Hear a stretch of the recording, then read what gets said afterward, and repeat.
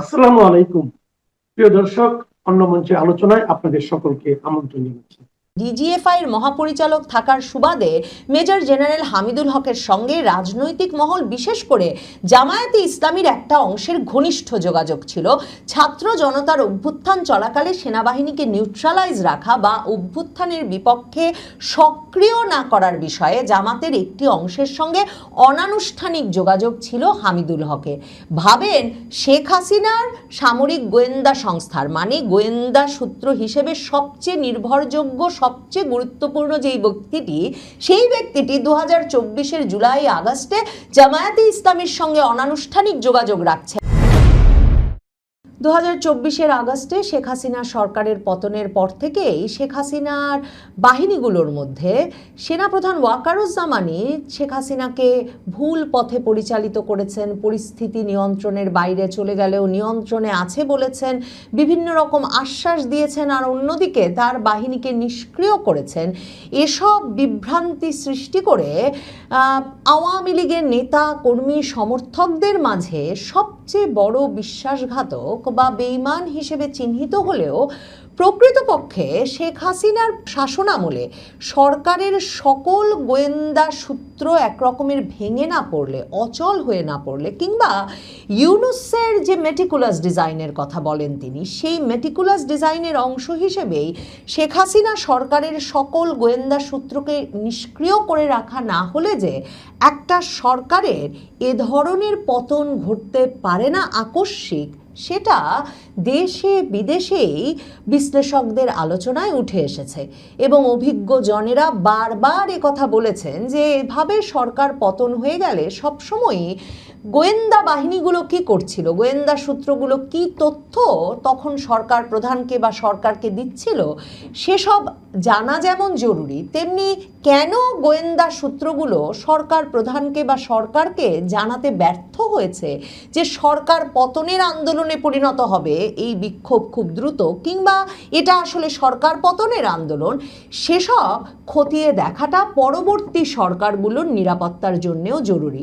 কিন্তু বাংলাদেশে কোনো বাহিনীতেই এ বিষয়ে আনুষ্ঠানিকভাবে কাউকে মুখ খুলতে দেখা যায়নি। এমনকি শেখ হাসিনার শাসনামলে সেই 2024-এর জুলাই আগস্টে শেখ হাসিনার সরকারের বিভিন্ন বাহিনীতে যে উচ্চ পদে বা শীর্ষ পদে থাকা কর্মকর্তারা, যাদের অনেককেই শেখ হাসিনার ঘনিষ্ঠ বিধায় একরকমের মামলা হামলা থেকে বাঁচতে দেশত্যাগ করতে হয়েছে, এবং এখনও যারা আত্মগোপনে আছেন তারাও কেউ সংবাদ মাধ্যমের সামনে কিংবা সামাজিক যোগাযোগ মাধ্যমে এসে মুখ খুলে তখন পরিস্থিতিটা ঠিক কী ছিল সেটা বর্ণনা করেছেন, কিংবা কোনো সংবাদ মাধ্যমে তাদের বরাতে কোনো খবর বেরিয়েছে, এমন ঘটনা আগে ঘটেনি। এখন শেখ হাসিনা যখন ঘোষণা দিয়েছেন মে মাসে তিনি 6 মাসের মধ্যে দেশে ফিরবেন, এবং বাংলাদেশ জুড়েই এই রকম একটা আশঙ্কা আতঙ্ক শেখ হাসিনা বিরোধী পক্ষের মধ্যেও তৈরি হয়েছে যে যে কোনো সময় তিনি দেশে ফিরতে পারেন, এবং বাংলাদেশে আওয়ামী লীগ ছাত্রলীগকে অন্য যে কোনো সময়ের চেয়ে উজ্জীবিত এবং সংগঠিত বলে মনে হচ্ছে, এবং তারা সারা দেশ জুড়ে পুলিশ প্রশাসনকে অগ্রাহ্য করে এমনভাবে তাদের কর্মসূচিগুলো পালন করছে যে অনেক ক্ষেত্রে এই আঁচ আরও বেশি করে পাওয়া যাচ্ছে যে সম্ভবত শেখ হাসিনার দেশে প্রত্যাবর্তনের বিষয়টি হয়তো একটা সত্যিকারের সম্ভাবনায় পরিণত হয়েছে। তখন সম্ভবত তার ঘনিষ্ঠ বিশ্বস্ত পুলিশ এবং প্রশাসনের কর্মকর্তারা সে সময়ে কারা কারা বিশ্বাসঘাতকতা করেছিল সে বিষয়ে মুখ খুলতে শুরু করেছে। টাইমস অফ বাংলাদেশ একটি সংবাদ করেছে যেখানে তারা বলেছে যে আওয়ামী লীগের পতনের পেছনে ইন্টেল ব্রেকডাউন বা গোয়েন্দা তথ্য পুরোপুরি ভেঙে পড়া বা ঠিক জায়গায় ঠিক গোয়েন্দা তথ্য না পৌঁছানো একটা বড় ভূমিকা রেখেছে। এবং সেই খবরের ভেতরে তারা লিখেছে যে 2024-এ আওয়ামী লীগ সরকারের পতনে যে বড় গোয়েন্দা ব্যর্থতা ছিল, সেক্ষেত্রে দেশের নিরাপত্তা ও গোয়েন্দা সংস্থার সঙ্গে সংশ্লিষ্ট একাধিক সূত্রের মতে 2024 সালে আওয়ামী লীগ সরকারের পতনের পেছনে গোয়েন্দা ব্যর্থতা কাজ করেছে, এবং বিভিন্ন গোয়েন্দা সংস্থায় দায়িত্ব পালন করা কর্মকর্তারা জানিয়েছেন, সরকার পতনের অনেক আগেই তারা বুঝতে পেরেছিলেন যে ছাত্রদের নেতৃত্বে শুরু হওয়া আন্দোলনটি শুধু সংস্কার দাবিতে সীমাবদ্ধ নেই, বরং ধীরে ধীরে সরকার পতনের দিকে এগুচ্ছে। তাদের ভাষ্য অনুযায়ী গোয়েন্দা সংস্থাগুলো মূল্যায়নও করেছিল, মানে তাদের কাছে খবরও ছিল যে বৈষম্য বিরোধী আন্দোলন একটা গণ অভ্যুত্থানের রূপ নিচ্ছে।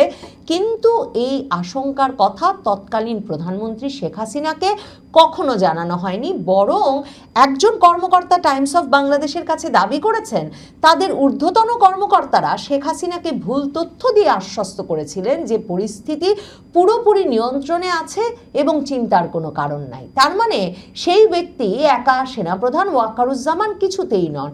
1975 সালের ঘটনার সঙ্গে তুলনা করে টাইমস অফ বাংলাদেশকে কিছু পর্যবেক্ষক বলেছেন যে বাংলাদেশের প্রতিষ্ঠাতা রাষ্ট্রপতি শেখ মুজিবুর রহমান এবং তার পরিবারের অধিকাংশ সদস্য যখন নিহত হন সে সময়েও গোয়েন্দা সংস্থাগুলোর কাছে আগাম তথ্য ছিল, কিন্তু তারা দেশের নেতৃত্বকে যথাযথভাবে সতর্ক করতে ব্যর্থ হয়েছিল। ওই যে বলছিলাম, গোয়েন্দা সংস্থাগুলো কাজ করেছে কিনা সেটা যদি না জানা যায়, সে বিষয়ে যদি যথাযথ জবাবদিহিতা আদায় করা না যায়, তাহলে কিন্তু পরবর্তী সরকারগুলো কিছুতেই নিরাপদভাবে তাদের মেয়াদ পূর্ণ করতে পারে না। যেমন ধরেন 1975 সালের 15ই আগস্টের পর হাজার হাজার সেনা, নৌ, বিমান কর্মকর্তাকে জিয়াউর রহমানের শাসনামলে পাল্টাকুর জবাবে এমনকি মার্শাল ল কোর্টে সামারি ট্রায়ালের মাধ্যমে মৃত্যুদণ্ড দেওয়া পরেও কিন্তু শেষ পর্যন্ত সেনা সদস্যদের হাতেই নৃশংসভাবে খুন হতে হয়েছিল জিয়াউর রহমানকেও।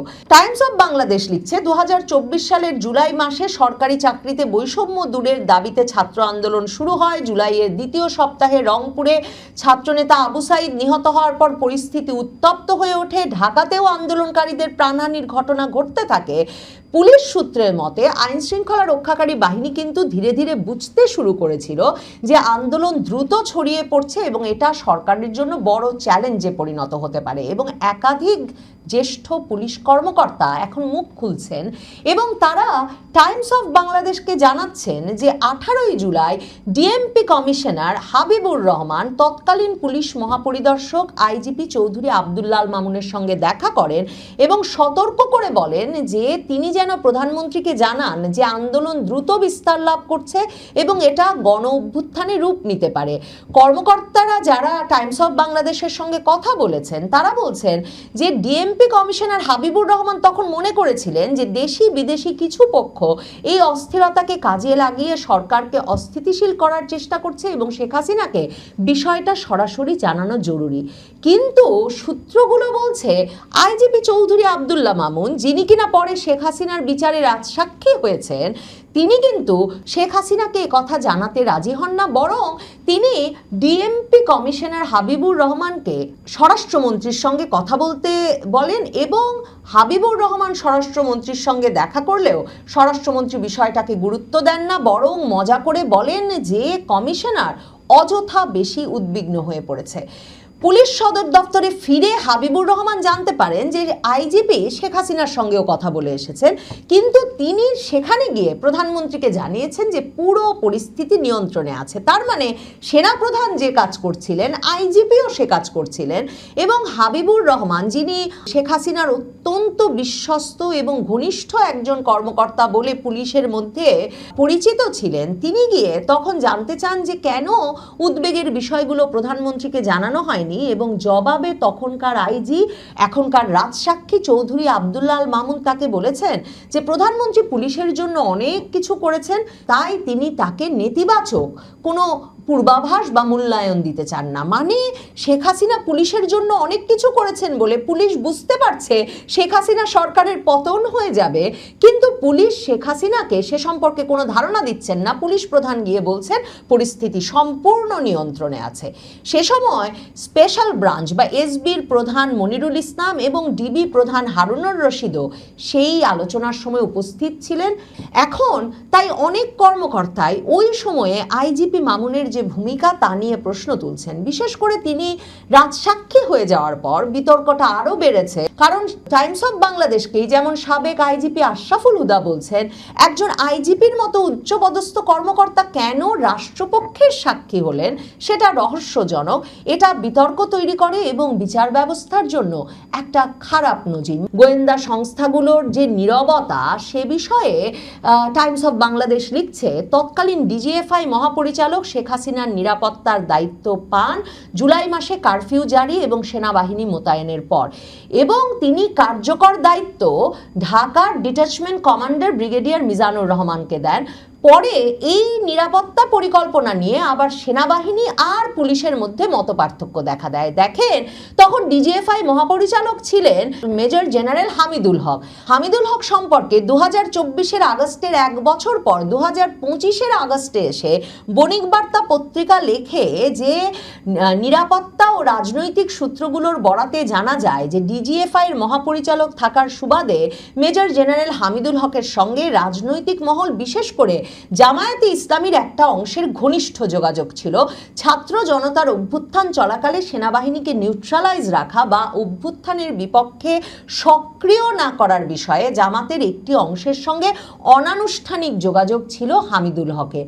ভাবেন, শেখ হাসিনার সামরিক গোয়েন্দা সংস্থার মানে গোয়েন্দা সূত্র হিসেবে সবচেয়ে নির্ভরযোগ্য, সবচেয়ে গুরুত্বপূর্ণ যেই ব্যক্তিটি, সেই ব্যক্তিটি 2024-এর জুলাই আগস্টে জামায়াতে ইসলামীর সঙ্গে অনানুষ্ঠানিক যোগাযোগ রাখছে একদিকে, অন্যদিকে সেনাবাহিনীকে নিউট্রালাইজ রাখা বা অভ্যুত্থানের বিপক্ষে সক্রিয় না করার বিষয়েও তিনি ওই বাহিনীর ভেতরে কাজ করছেন। সেটা বাংলাদেশের 2024-এর জুলাই আন্দোলনের কট্টর সমর্থক বাংলাদেশের শীর্ষস্থানীয় দৈনিক বণিক বার্তাই লিখছে, এবং বণিক বার্তা লিখছে যে অন্তর্বর্তী সরকারের ঊর্ধ্বতন একজনও এই হামিদুল হককে রাষ্ট্র পুনর্গঠনে সহায়তার অনুরোধ করেছিলেন। কিন্তু মনে রাখতে হবে, শেখ হাসিনার সেই ডিজিএফআই ডিজি জামাত ঘনিষ্ঠ হামিদুল হক তিনিও কিন্তু বাংলাদেশ ছেড়ে চলে যাওয়ার সুযোগ পেয়েছেন। তিনি কোথায় গেলেন? সীমান্ত পাড়ি দিয়ে তাকে কি ভারতে নিয়ে যাওয়া হয়েছে শেখ হাসিনার ঘনিষ্ঠ অন্য জেনারেলদের মতোই, নাকি কিভাবে তিনি তার বিরুদ্ধে অভিযোগ আসতে পারে আয়নাঘর সহ বিভিন্ন ঘটনায় সেটা টের পেয়ে এবং অভিযুক্ত হওয়ার পর দেশ ছাড়ার সুযোগ পেলেন, এখনই বা কোথায় আছেন, সেগুলোও কিন্তু একটা বড় রহস্য তৈরি করে। টাইমস অফ বাংলাদেশ বলছে, ডিজিএফআই এবং জাতীয় নিরাপত্তা গোয়েন্দা সংস্থা এনএসআই এর তৎকালীন প্রধানরা শেখ হাসিনাকে জনমতের প্রকৃত অবস্থা সম্পর্কে যথাযথভাবে সতর্ক করেনি। ডিজিএফআই শেখ হাসিনাকে জানাতে ব্যর্থ হয় যে সশস্ত্র বাহিনীর কিছু অংশে বিভক্তি তৈরি হচ্ছে। এমনকি 3রা আগস্ট সেনা সদর দফতরে দরবার করে সেনাপ্রধান যে বলে দিয়েছেন যে তারা সক্রিয় কোনো ভূমিকা নেবেন না আর ছাত্র জনতার আন্দোলন থামাতে, সে বিষয়টাও সেনাপ্রধান যেমন গিয়ে প্রধানমন্ত্রী শেখ হাসিনাকে জানান না, তেমনি সেনা গোয়েন্দা সংস্থা ডিজিএফআইও শেখ হাসিনাকে জানান না যে সেনাবাহিনীর ভেতরে সরকারের নির্দেশনা পালনের বিষয়ে বিভক্তি তৈরি হয়েছে। আর টাইমস অফ বাংলাদেশ বলছে, এনএসআইও সঠিকভাবে মূল্যায়ন করতে পারেনি যে বৈষম্য বিরোধী আন্দোলন গণ অভ্যুত্থানে রূপ নিতে পারে। টাইমস অফ বাংলাদেশ যেটা বলছে যে গোয়েন্দা তথ্য ঠিকমতো না পাওয়ার কারণে যেমন শেখ হাসিনা সে সময়ে যেসব কর্মকর্তাদের উপর ভরসা করছিলেন তারাই তার বিপক্ষে প্রকৃতপক্ষে কাজ করছিলেন, শুধু তাই নয়, তখন রাজপথে সক্রিয় বিরোধী রাজনৈতিক দলগুলোর সঙ্গে নিয়মিত যোগাযোগ রাখছিলেন, তাদের পরিকল্পনায় অংশগ্রহণ করছিলেন। টাইমস অফ বাংলাদেশ আরেকটি বিষয় মনে করিয়ে দিয়েছে, যেটি বারবার আওয়ামী লীগ নেতৃবৃন্দ তাদের সরকারের পতনের পর থেকে বলে এসেছেন যে এই সিদ্ধান্তটি আওয়ামী লীগের এত বড় রাজনৈতিক বিপর্যয়ের সবচেয়ে বড় কারণ হয়ে থাকতে পারে। সেটি হচ্ছে 4 আগস্টের 4 তারিখে আওয়ামী লীগের যে দেশব্যাপী সমাবেশ করার পরিকল্পনা করা হয়েছিল একটা গোয়েন্দা সংস্থার পরামর্শে, সেই কর্মসূচিও কিন্তু শেখ হাসিনা বাতিল করেন। সমালোচকদের মতে এই সিদ্ধান্তের ফলেই পুলিশ আর আন্দোলনকারীদের মধ্যে সরাসরি সংঘর্ষ আরও বেড়ে যায়। আওয়ামী লীগ প্রধান থেকে শুরু করে আওয়ামী লীগ নেতৃবৃন্দ যে সিদ্ধান্ত নিয়েছিলেন যে পরিস্থিতিটাকে রাজনৈতিকভাবে মোকাবেলা করতে আওয়ামী লীগের নেতাকর্মী সমর্থকদের রাজপথে নামার একটা সুযোগ করে দেওয়া দরকার, সেই সিদ্ধান্ত থেকে সরে আসার ফলেই টাইমস অফ বাংলাদেশ লিখছে, অনেক কর্মকর্তা মনে করছেন যে প্রাণহানি বাড়তে থাকে এবং রাজনৈতিক সংকট আরও গভীর হয় এবং 5ই আগস্ট শেখ হাসিনা সরকারের পতন ঘটে। সম্ভবত আওয়ামী লীগ আবার ফিরতে পারে, সেই প্রত্যাশা থেকেই আওয়ামী লীগ ঘনিষ্ঠ কর্মকর্তারা সে সময় কোন কোন কর্মকর্তারা শেখ হাসিনার সঙ্গে বিশ্বাসঘাতকতা করেছিলেন সে বিষয়ে অবশেষে মুখ খুলতে শুরু করেছেন। তবে বর্তমান সরকারকেও তাদের নিরাপত্তার জন্য এবং বাহিনীগুলোর ভেতরে শৃঙ্খলা ফিরিয়ে আনবার জন্য সে সময় বাহিনীগুলোর ভেতরে ঠিক কী ঘটেছিল, কেন পুরো গোয়েন্দা তথ্যের ব্যবস্থাপনা ফেল করলো, ব্যর্থ হলো এবং কেন ভুল তথ্য সরকার প্রধানকে দেওয়া হলো, সে বিষয়গুলো তদন্ত করে দেখা নিশ্চিতভাবেই জরুরি। প্রায় 1 মাস ধরে পুশিন সমস্যা নিয়ে উত্তপ্ত হয়ে আছে দুই প্রতিবেশী দেশ ভারত ও বাংলাদেশের সম্পর্ক। ধারণা করা হয়েছিল দিল্লিতে দুই দেশের সীমান্তরক্ষী বাহিনী বিজিবি এবং বিএসএফ এর 4 দিনের বৈঠকে এই সমস্যার একটা শুরু হওয়া হবে, কিন্তু ভেতরের খবর হলো বৈঠকে সমঝোতা তো দূরের কথা, দুই পক্ষের মধ্যে তীব্র মতপার্থক্য দেখা দিয়েছে। এমনকি ইতিহাসে প্রথমবারের মতো এবারের শীর্ষ বৈঠক শেষে প্রথাগত যৌথ সংবাদ সম্মেলন করেনি কোনো পক্ষই। একদিন পর যে যৌথ বিবৃতি দেওয়া হয়েছে সেখানে পুশিন বা পুশব্যাক প্রসঙ্গের কোনো নাম গন্ধও নেই। আবার দিল্লির এই ব্যর্থ বৈঠকের খবরের মধ্যে বাংলাদেশের কর্মস্থলে যোগ দিলেন ভারতীয় হাই কমিশনার দীনেশ ত্রিবেদী। সীমান্ত পার হয়ে তিনি যে বক্তব্য দিয়েছেন তা নিয়ে বাংলাদেশে ভারত বিরোধী বলে পরিচিতরা প্রশ্ন তুলেছেন। দিল্লিতে শীর্ষ পর্যায়ের বৈঠকে যেমন কোনো আশার আলো দেখা যাচ্ছে না, তেমনি সীমান্তের পতাকা বৈঠকও ব্যর্থ হচ্ছে। ফলে পুশিন চলছে, অনেক মানুষকে শূন্য রেখায় থাকতে হচ্ছে। বাংলাদেশের গণমাধ্যমগুলোর খবরে বলা হচ্ছে নতুন করে জামালপুর ও চাঁপাইনবাবগঞ্জ সীমান্তে পুশিন নিয়ে আতঙ্ক বাড়ছে। প্রশ্ন হলো, সীমান্ত সমস্যা নিয়ে উচ্চ পর্যায়ের বৈঠক কেন ব্যর্থ হলো?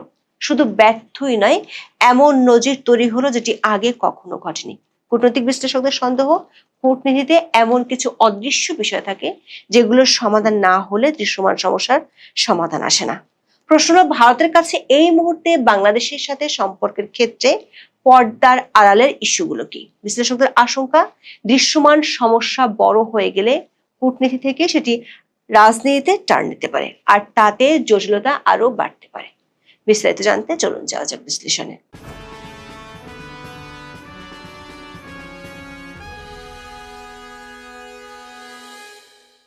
ইউনূসের আমলের তিক্ত সম্পর্কের পর ধারণা ছিল বিএনপি ক্ষমতায় আসলে ভারত ও বাংলাদেশের সম্পর্ক নতুন গতি পাবে। শুরুতে কিছুটা ইতিবাচক আভাসও পাওয়া গিয়েছিল, কিন্তু এমন সম্ভাবনার মধ্যে সামনে এলো পুশিন। বিশেষ করে গত মে মাসে পশ্চিমবঙ্গের মুখ্যমন্ত্রী হয়ে শুভেন্দু অধিকারীর ঘোষণার পর সীমান্তে উত্তেজনা বাড়ে। গত 8 জুন পশ্চিমবঙ্গের মুখ্যমন্ত্রী বলেছেন, সীমান্ত জেলাগুলোতে স্থাপিত হোল্ডিং সেন্টার থেকে এখন পর্যন্ত 4800 জন অবৈধ অভিবাসীকে বাংলাদেশে ফেরত পাঠানো হয়েছে। আরো 836 জন বর্তমানে বাংলাদেশে ফেরত পাঠানোর অপেক্ষায় আছে।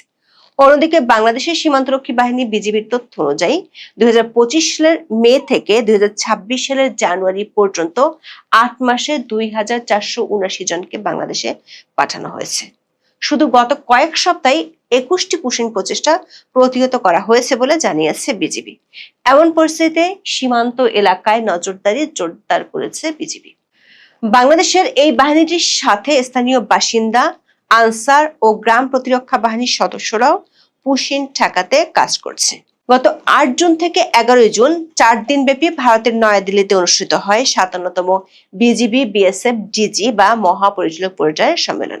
চলতি বছরের ফেব্রুয়ারিতে বিএনপি সরকার বাংলাদেশের ক্ষমতায় আসার পর ও পশ্চিমবঙ্গে নতুন বিজেপি সরকার গঠনের পর এটি ছিল বিজিবি বিএসএফ এর প্রথম বৈঠক। বাংলাদেশের স্বরাষ্ট্রমন্ত্রী সালাউদ্দিন আহমেদ গত 6 জুন ঢাকায় সাংবাদিকদের জানিয়েছিলেন, বিএসএফ এর পুশিন ও সীমান্তে গুলি চালানোর ঘটনাগুলো বিজিবি বৈঠকে তুলবে, কিন্তু 4 দিনের এই শীর্ষ পর্যায়ের বৈঠকে পুশিন ইস্যুতে কোনো সমঝোতা হয়নি। বরং একাধিক গণমাধ্যমের খবরে বলা হচ্ছে বৈঠকে দুই পক্ষের মধ্যে তীব্র মতপার্থক্য দেখা গেছে। এমনকি বৈঠক শেষে প্রচলিত যৌথ সংবাদ সম্মেলনও করা হয়নি। দর্শক, দুই দেশের মধ্যে ডিজি স্তরের সীমান্ত বৈঠক 1975 থেকে 1992 সাল পর্যন্ত প্রতি বছর অনুষ্ঠিত হতো। তবে 1993 সালে এটিকে বছরে 2 বার আয়োজনের সিদ্ধান্ত নেওয়া হয়। একবার নয়াদিল্লি ও একবার ঢাকা এভাবে এই বৈঠক হয়ে থাকে। বিএসএফ বিজিবি সর্বশেষ বৈঠক হয়েছিল 2025 সালের আগস্টে ঢাকায়। তখন বাংলাদেশে মোহাম্মদ ইউনূসের নেতৃত্বাধীন অন্তর্বর্তীকালীন সরকার ক্ষমতায় ছিল। তখনও যৌথ সংবাদ সম্মেলন অনুষ্ঠিত হয়েছিল, কিন্তু এবারের শীর্ষ বৈঠক শেষে প্রথাগত যৌথ সাংবাদিক সম্মেলন করেনি কোনো পক্ষই।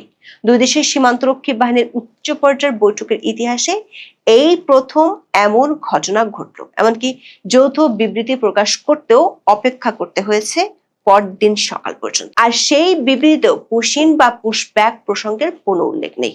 প্রশ্ন হলো, গত কয়েক সপ্তাহ ধরে যে পুশিন সীমান্তের সবচেয়ে বড় ইস্যু, সেটি নিয়ে কোনো শব্দ কেন বিবৃতিতে রাখা হয়নি?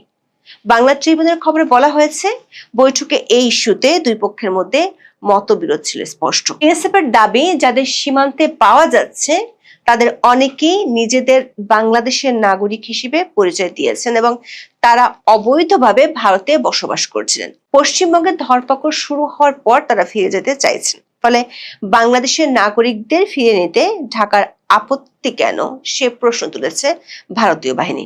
বিএসএফ এর যুক্তি হলো, বাংলাদেশ তার নাগরিকদের ফেরত নিতে সহযোগিতা না করায় তাদের পুশব্যাক করতে বাধ্য হতে হচ্ছে। অবশ্য বাংলাদেশের বিজিবি ভারতীয় বাহিনীর এমন অভিযোগ মানতে নারাজ। তাদের বক্তব্য, কোনো ব্যক্তিকে অবৈধ বিদেশি হিসেবে শনাক্ত করা হলে তাকে ফেরত পাঠানোর জন্য নির্ধারিত স্ট্যান্ডার্ড অপারেটিং প্রসিডিওর বা এসওপি থাকে। সেই প্রক্রিয়া অনুসরণ না করে গোপনে ও জোরপূর্বক সীমান্ত দিয়ে মানুষ ছেড়ে দেওয়ার চেষ্টা আন্তর্জাতিক রীতি ও দ্বিপক্ষীয় সমঝোতার পরিপন্থী। বিজিবির পক্ষ থেকে আরো বলা হয়েছে, যাদের সীমান্তে পাঠানো হচ্ছে তারা সবাই বাংলাদেশের নাগরিক, এমন নিশ্চয়তা ভারত দিচ্ছে না। তাদের পরিচয় বা নাগরিকত্ব সংক্রান্ত তথ্য ভাগাভাগি করা হচ্ছে না। ফলে যাচাই বাছাই ছাড়া কাউকে ফেরত নিতে রাজি নয় বাংলাদেশ। এখানে ভারত পাল্টা অভিযোগ করছে। এর মধ্যে ভারতের পররাষ্ট্র মন্ত্রণালয়ের মুখপাত্র রণধীর জয়সওয়াল 2 দফা বলেছেন, নাগরিকত্ব যাচাই সংক্রান্ত 2862টি আবেদন বাংলাদেশের কাছে ঝুলে আছে। কিছু আবেদন 5 বছরের বেশি সময় ধরে নিষ্পত্তির অপেক্ষায় রয়েছে।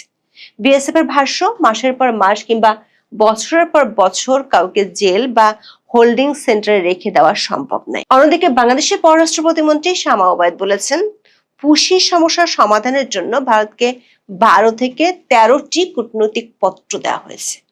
এদিকে শুধু দিল্লির বৈঠকই ব্যর্থ হয়নি, পাশাপাশি সীমান্তের ফ্ল্যাগ মিটিংয়েও কোনো কাজ হচ্ছে না। ডেইলি স্টার খবরে বলা হয়েছে, কুষ্টিয়ার দৌলতপুর উপজেলার প্রাকপুরে ভারত বাংলাদেশ সীমান্তে শূন্য রেখায় একদিন ও রাত পার করা 12 নারী পুরুষ শিশুর বিষয়ে কোনো ফলপ্রসূ সিদ্ধান্ত আসেনি বিজিবি বিএসএফ পতাকা বৈঠকে। একাধিক গণমাধ্যমের খবরে বলা হচ্ছে, নতুন করে চাঁপাইনবাবগঞ্জ ও জামালপুর সীমান্তে পুশিন আতঙ্ক দেখা দিয়েছে। এই পুশিন সমস্যা নিয়ে দুই দেশের সীমান্তে যখন উত্তেজনা চলছে, তার মধ্যে 12 জুন বাংলাদেশের কর্মস্থলে যোগ দিয়েছেন ভারতের নতুন হাই কমিশনার দীনেশ ত্রিবেদী।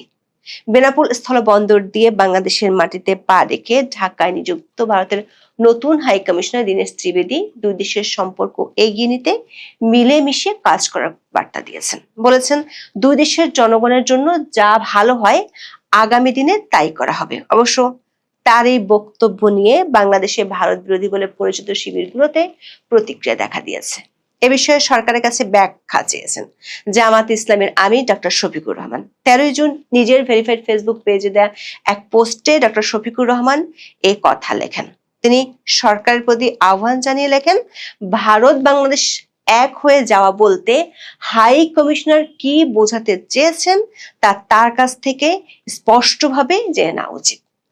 একদিকে সীমান্তে উত্তেজনা এবং সেটি শুরু হওয়ার কোনো আশারও দেখা যাচ্ছে না, অন্যদিকে ভারতীয় হাই কমিশনার আসতে না আসতেই বিরোধীরা ব্যাখ্যা চাওয়া শুরু করেছেন। সব মিলিয়ে বিশ্লেষকরা মনে করছেন, ভারত ও বাংলাদেশের সম্পর্ক নতুন করে অগ্নি পরীক্ষার মুখোমুখি হয়ে পড়েছে। কারণ সাম্প্রতিক মাসগুলোতে সীমান্তে যে পরিস্থিতি তৈরি হয়েছে তা অতীতের যে কোনো সময়ের তুলনায় আলাদা। দর্শক, বাংলাদেশের সঙ্গে ভারতের 5টি রাজ্যের মোট স্থল সীমান্ত প্রায় 4156 কিলোমিটার। এটি বিশ্বের 5ম দীর্ঘতম স্থল সীমান্ত। এই 5 রাজ্যের মধ্যে সবচেয়ে দীর্ঘ সীমান্ত রয়েছে পশ্চিমবঙ্গের সঙ্গে, যার দৈর্ঘ্য প্রায় 2217 কিলোমিটার। আগে যেখানে সীমান্ত উত্তেজনা মূলত অনুপ্রবেশ, চোরাচালান কিংবা সীমান্ত হত্যাকে কেন্দ্র করে দেখা যেত, সেখানে এখন শূন্যরেখা ক্রমে মানবিক ও কূটনৈতিক সংকটের নতুন মঞ্চে পরিণত হচ্ছে। বিশ্লেষকদের মতে এই সংকটের পেছনে অন্তত তিনটি বড় কারণ রয়েছে। প্রথমত, জাতীয়তা যাচাইয়ের সংকট। সীমান্তে আনা ব্যক্তিদের প্রকৃত পরিচয় নির্ধারণই সবচেয়ে বড় চ্যালেঞ্জ। ভারত কাউকে বাংলাদেশি দাবি করলেও বাংলাদেশ প্রমাণ চায়, আবার অনেকের কাছেই কোনো বৈধ পরিচয়পত্র থাকে না, ফলে তাৎক্ষণিক সিদ্ধান্ত নেওয়া কঠিন হয়ে পড়ে। দ্বিতীয়ত, দ্বিপক্ষীয় প্রক্রিয়ার ভিন্ন ব্যাখ্যা। বাংলাদেশের মতে যাচাই ছাড়া কাউকে সীমান্তে পাঠানো বিদ্যমান প্রটোকলের লঙ্ঘন। ভারতের মতে তারা নিজস্ব আইনি কাঠামো অনুসরণ করছে এবং বাংলাদেশকে যাচাই প্রক্রিয়া দ্রুত শেষ করতে হবে। এই ব্যাখ্যাগত পার্থক্য কূটনৈতিক অচলাবস্থাকে আরো জটিল করছে। তৃতীয়ত, রাজনৈতিক প্রভাব। সীমান্ত ইস্যু এখন আর শুধু সীমান্তরক্ষী বাহিনীর মধ্যে সীমাবদ্ধ নেই। সীমান্তবাসীরা প্রতিরোধে অংশ নিচ্ছে, রাজনৈতিক দলগুলো কর্মসূচি দিচ্ছে। একই সময় ভারতে অবৈধ অভিবাসন প্রশ্নটি জাতীয় রাজনীতির গুরুত্বপূর্ণ আলোচ্য বিষয়ে পরিণত হয়েছে। ফলে প্রশাসনিক ও মানবিক সমস্যা ক্রমশ রাজনৈতিক মাত্রা পাচ্ছে।